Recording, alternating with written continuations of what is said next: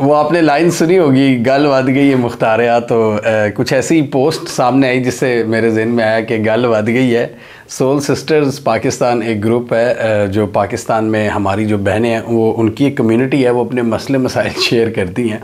उसमें एक बहन ने मसला शेयर किया कि मैं जिम जाती हूँ और मेरा एक लड़के पे मैं फ़िदा हो चुकी हूँ, मुझे वो बड़ा पसंद है, मुझे लगता है उससे प्यार हो गया है, मुझे उसके ख्वाब आते हैं और मैं तो बस उसका ही सोचती रहती हूँ। हालांकि वो एक मैरिड वुमन होते हुए ये बात कह रही हैं, मेरी तो शादी हुई है और अब मैं क्या करूँ, मैं इस शदीद इस प्रॉब्लम से दो चार हूँ, आप ज़रा मेरी मदद करें। उसमें सोल सिस्टर्स एक दूसरे को मशवरा देती हैं, एक सोल ब्रदर्स भी ग्रुप है, उसमें भी टैंकी टापों का मसला अगर हो जाए तो वो लड़के मदद के लिए आ जाते हैं कि जी फ़लानी जगह पे बड़ा अच्छा बैठा हुआ है आपका बाइक वाला, तो ये वो लड़कों के ऐसे मसाइल होते हैं।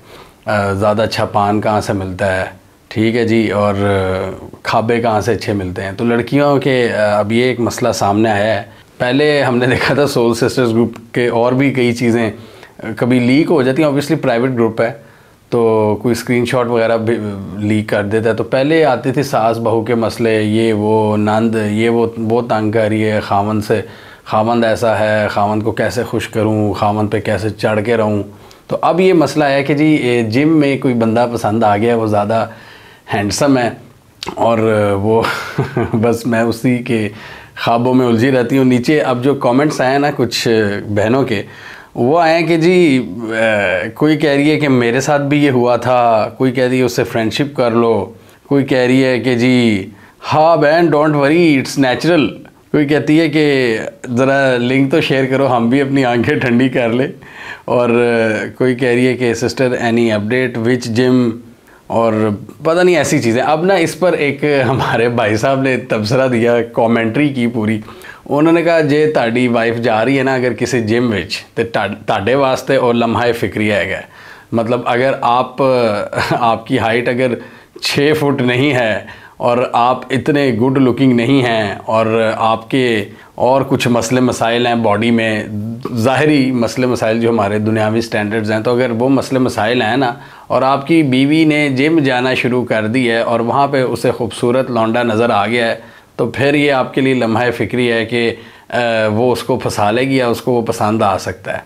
उसने कहा अगर कोई लड़का लौंडा ना भी पसंद आए, अगर आपकी बीवी में कॉन्फिडेंस की कमी भी हो, तो आपका जिम का जो ट्रेनर है वो उसको पसंद आ जाएगा, क्योंकि डेफिनेटली वो 6 फुट उसकी अगर हाइट हुई, अगर उसके डोले शोले ज़बरदस्त हुए, ऐसा पफ निकला हो उसका और क्या ज़बरदस्त उसका पूरा ओवरऑल उसका स्ट्रक्चर हो, रंग ये टैट किस्म का हो, तो फिर आपको लम्हा फ़िक्रिया आपके लिए मोमेंट होगा। आपको सोचने की ज़रूरत है कि भाई अब आप फंस चुके हैं। ये एक भाई ने तबसरा किया, इस पर बड़ी लंबी पोस्ट लगा दी और उन्होंने पूरे मर्दों को मुतनब्बे कर दिया है कि पायन गल वध जानी है।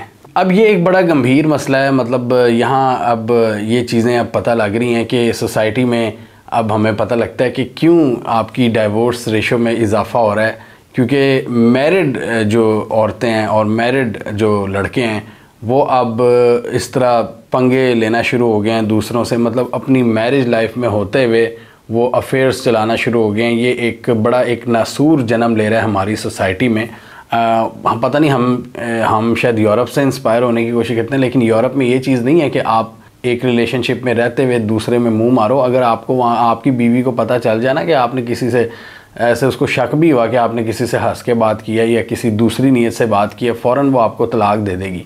तो ये पाकिस्तान में पता नहीं कौन से स्टैंडर्ड्स हम सामने ले आए हैं। हालांकि हम अपने आप को इस्लामी मुल्क कहते हैं, ना हम इस्लामिक इक़दार को अपनाते हैं, ना हम मगरिब की जो बेहतर कुछ इक़दार हैं हम उनको अपनाते हैं। हम पता नहीं कौन सा एक मुरक्कब बन गए हैं कि हम चीटिंग में, फ्रॉड में और डिसऑनेस्टी में सबसे ऊपर आते चले जा रहे हैं। मुझे नहीं समझ आ रही, और ये अब हमने अपने रिलेशंस में भी करना शुरू कर दिया है।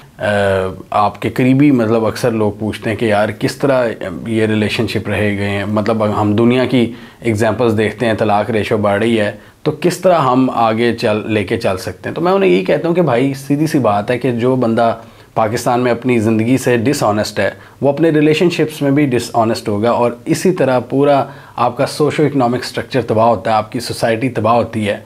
मतलब डिसऑनेस्टी जब उसमें आती है, जो डिसऑनेस्ट बंदा होगा वो आपको सड़क में भी अजीब व गरीब हरकतें करता नज़र आएगा। वो सड़क पर भी आपको 5-6 उसने अपने बच्चे बिठाए होंगे और बग़ैर लाइट के वो रात के 2 बजे जा रहा होगा और उसे कोई टेंशन नहीं होगी मैं ठुक जाऊँ या ना ठुक जाऊँ, क्योंकि वो उसकी डिसऑनेस्टी है लाइफ के साथ। और यही मेंटालिटी आपको नज़र आती है जब रिलेशनशिप्स में लोग धोखा देते हैं। हमने अपनी आंखों के सामने देखा हुआ है कि बीवियां हैं और 2-2 3-3 गर्लफ्रेंड्स भी रखी हुई हैं। ये पाकिस्तान में हो रहा है, मतलब अजीब व गरीब ये ट्रेंड।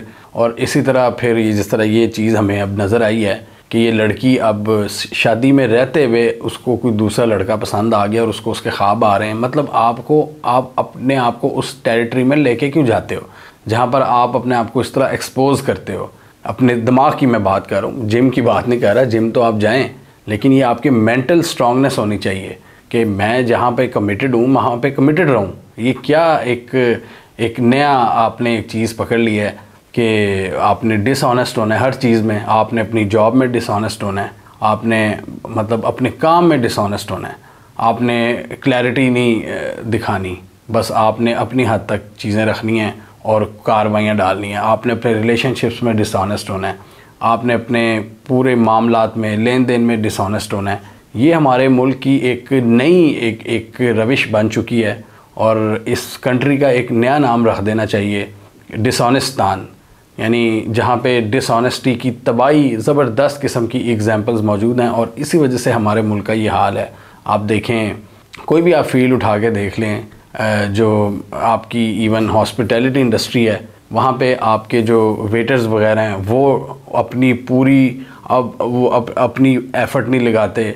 इसके अलावा आपके और दूसरे डिपार्टमेंट है सर्विसेज वाले, हॉस्पिटल्स में जाएं तो नर्सें एटीट्यूड दिखाती हैं, आपके टीचर्स आपकी ऑनेस्टी से काम नहीं करते, आप ड्राइविंग सड़कों पर ऑनेस्टी के साथ नहीं करते, आप सिर्फ लगने के लिए तैयार होते हो। ये बिल्कुल आपने अगर एग्जांपल देखनी है ना किसी कौम की, तो आप उसकी ड्राइविंग से अंदाज़ा लगा सकते हैं कि कितनी वो कौम ऑनेस्ट है अपने साथ और अपने लोगों के साथ। कि जो बंदा रिलेशनशिप में जिस तरह डिसऑनेस्टी दिखाता है ना, आप उसको देख लें कि वो सड़क पे किस तरह बाइक या गाड़ी चलाता है, उसको कोई टेंशन नहीं होती कि उसकी फैमिली का क्या फ्यूचर होगा।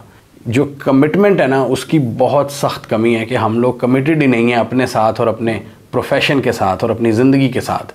इसलिए हमें इधर उधर मुंह मारने पड़ते हैं, इसलिए हमें जिम में लौंडे पसंद आ जाते हैं, इसलिए हमें वर्क प्लेस में कोई लड़की पसंद आ जाती है, even if we are married.